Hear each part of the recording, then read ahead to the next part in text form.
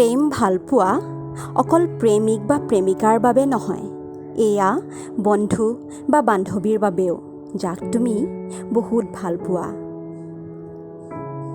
এজন প্ৰকৃত বন্ধু পোৱাটো বহুত কষ্টকৰ।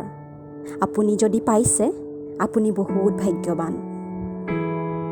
আমি ডাঙৰ হোৱাৰ লগে লগে আমাৰ বন্ধুৰ তালিকাখন লাহে লাহে সৰু হ'ব ধৰে আৰু আমি শিকোঁ কোনবোৰ আমাৰ সঁচা প্ৰকৃত বন্ধু।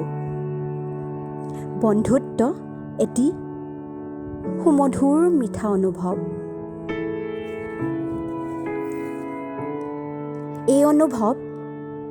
এই অনুভূতি, এই শিক্ষা আমি কোনো স্কুল বা কলেজৰ পৰা আহৰণ নকৰোঁ। আমি আহৰণ কৰোঁ আমাৰ জীৱনৰ তিতা মিঠা অভিজ্ঞতাৰ পৰা।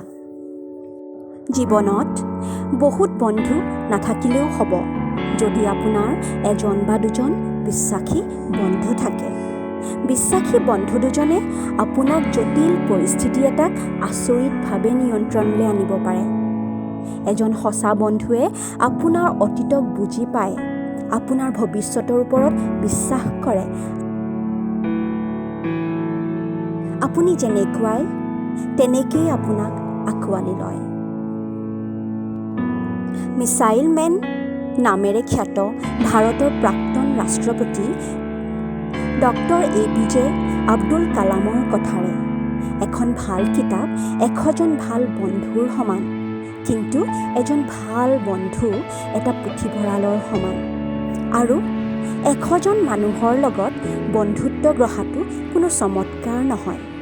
চমৎকাৰ হ'ব যেতিয়া তোমাৰ বিপক্ষে 100জন থিয় দিওঁতে তোমাৰ লগত এজন প্ৰকৃত বন্ধু থিয় দি থাকিব।